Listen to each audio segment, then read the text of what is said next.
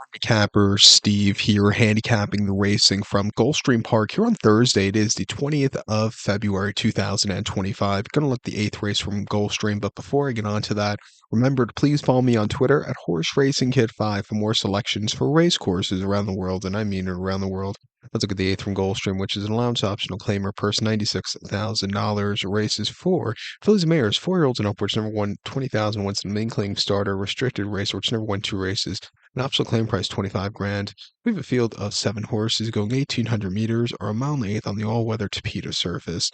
My top selection here, I'm going to go with the number 6 horse, Shade of Pale. I'm going to go 6-3-1-7 in the superfecta.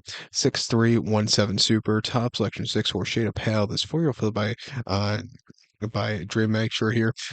Chad Brown trains. Ira Ortiz Jr. gets the mounts. They ran the horse most recently on the 11th of January at Tampa, a mile and eighth on the turf course and lounge race for 48 grand, and he finished sixth by 3 3/4 lengths that day. And it was his first start since October. He didn't break out the gate so clearly. He was wide, and he just never was really into it. I think coming here to the Tapeta, hopefully being a little bit more into it early on, not so lax days goal, I think he can find a trip to win. He ran in a very tough grade 2 Sands Point 2 back at Aqueduct, a mile and eighth on the inner at 12th of October, and he finished 7 by 6 1/4 lengths that day. And again, not the best beginnings, and he just never got into it. Also, the pace, could have been a little bit faster for his liking there, but he was just also flat. And then mid-September at Aqueduct, a mile and eighth in a main special weight, he finally got the main victor in start number 3. Went by 2 1/4 lengths. He was a little bit wide, but he flew home clear late. I thought that was a very good effort. Even prior to that, in June at Monmouth, the mile 16th in the main special weight, he did very good second place finish by 3 lengths. He was very wide, but he was gaining like an express train. Coming here to the Tapeta for the first time, second off the bench, I think he could find a trip. I think the 3 horse Aspen Dawn for Dylan Davis and Mark Hassey can win also.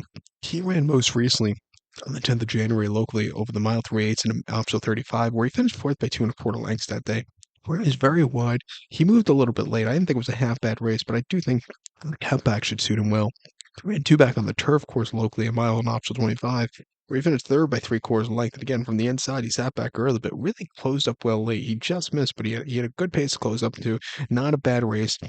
And then he had a very horrible race where he had to check a few times in the end of November on the turf course locally over the mile 16th trip, which really cost his, a better place. I don't think he was going to win, but he possibly could have got second that day. That just cost him.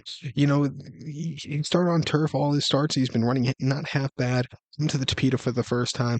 I'll give him a shot 9-5 in the late pick 4. But to have my selection for the eighth from Gulfstream, we're going to take the 6 horse Shade of Pale. Give kudos to the 3 horse Aspen Dawn. 6-3-1-7 Super. 6-3 in the multi race. So good luck to all. Please follow me on Twitter at Horse Racing Kid 5. Good luck, everybody.